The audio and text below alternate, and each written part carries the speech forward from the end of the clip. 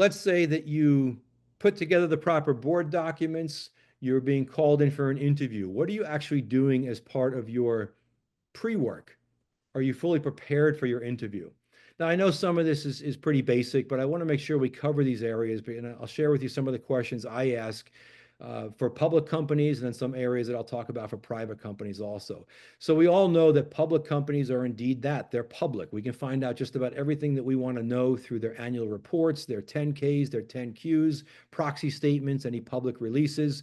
I will tell you one of the ones I rely very heavily on are the 8Ks, anything that has a material disclosure that's required by that public company to mention. Now, in saying that, I really want to know if a candidate has done their homework. Have they gone back through the last 3, 5, 6 years of the reporting that public company has done? And can they tell me about anything that was reported that was a possible negative in one of the previous 8Ks that was filed and what they would have done about it? Do they know what the company did? Do they know what the board suggested was done, and how did that work out?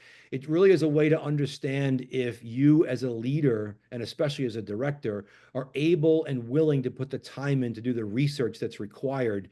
It's very easy to tell if a candidate is able to do that, especially in something as important as an appointment, a potential appointment interview.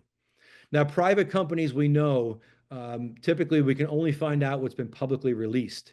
But I'll tell you a quick thing that I've been doing recently with this and using some of the AI that's out there and readily available, either paid or unpaid. I just did a search on a company yesterday that had reached out to me. Here's what I put into the prompt. Tell me about XYZ company. I'd like the good, the bad, and the ugly.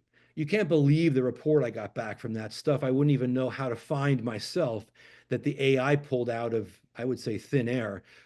You have to do your homework to make sure these things are correct, of course, but you'd be amazed at the amount of information that in a matter of seconds, AI can pull from databases and other publications, even from many years ago. Use that to your advantage. Know that nonprofit organizations, here is really the third area, have a lot of public disclosure, the Form 990s in the US, annual reports, and a big area too are the goals and the strategic plan, which most nonprofits will publish that information on a yearly basis. Good to know. Do your homework. Make sure you're in the know before you go to these interviews. Now, another thing to mention, and this is not known to many directors, even experienced directors, is what we call a board pitch book. So for all of the boards I work with as a consultant and advisor, and I like to say that boards are adopting even further this process right now. If a board is looking for the proper directors, they should be creating what's called a board pitch book, or what they sometimes call a board director invitation. And this is in many cases a very short presentation. I like to create them around 12 or 15 pages, and they are giving the background of not just the company, but also, very importantly, the board structure and where this board feels that an incoming candidate or appointment would fit. What exactly are these alignment meetings or these alignment items, and understanding a little more detail of your organization. What's an interesting outcome of doing this for a board is that as the board is going through the decisions on creating the board pitch book, it's actually aligning the board themselves to what they want and what they want to become and what they want to do. So I leverage it somewhat in a way of not just making a candidate feel very comfortable with what the board's looking for, but I leverage it even further for a way to bring the board together and understanding what they're going to do, what type of candidate they're looking for, and what the next 5 to 10 years of their board could possibly look like. Certain things such as D&O, the protections, and maybe compensation we leave out in what we would call a phase 1 board pitch book. But once we get to the finalists, maybe that's a finalist group of 3 or 10, up to 10, we would then include those areas to make sure that these things are in expectation and alignment with the candidate. Sometimes the candidates will self-vet themselves out of the process. These are good things. You want to know who's aligned with you. You don't want to spend all this time if there's misalignments early on. You can really do this in a great way with a board pitch book. It also sets the right tone that you are a board of distinction. You are a board that does its homework. You're a board of proper communication. You're getting your point across in a very direct and compact way. Board pitch books are exactly the way to do that. All right. Another area. How is the board structured? So it turns out that there is an effective strategy and approach and formula for this. I spent years, probably 12 years of my life, digging into boards around the world that I work with, and wrote a book about this.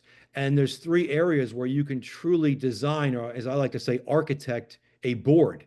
And we won't be able to, in our time today, go into all the details of this, but I'd like you to be familiar with the terminology here, where we talk about a sphere of influence is kind of the step one area here.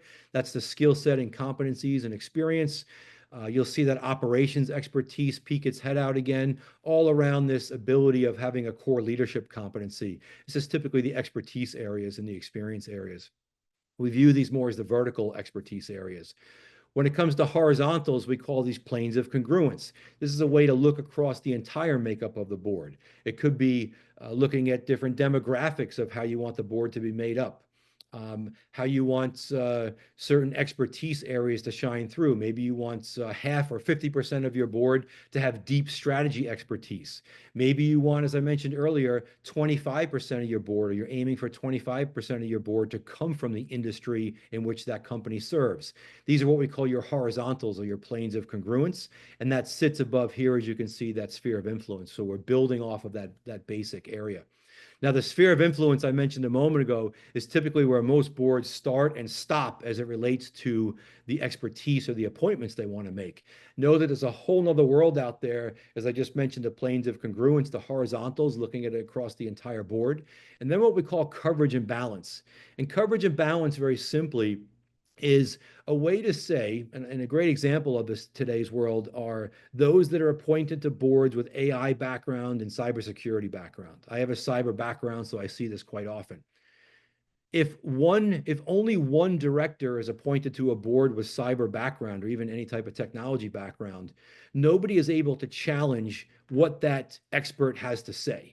So you want some balance and coverage on the board. It may not be another SME on the board, a subject matter expert, but maybe someone else who has some sort of deep experience or deep knowledge in that space.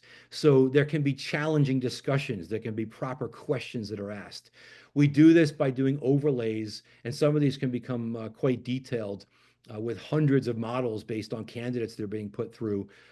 You can take this to whatever level you want, but just know that we typically look for at least one overlap of expertise area in the background of your team or your team of directors to make sure that there aren't just open mouths when something is proposed of an area that no one else has expertise in.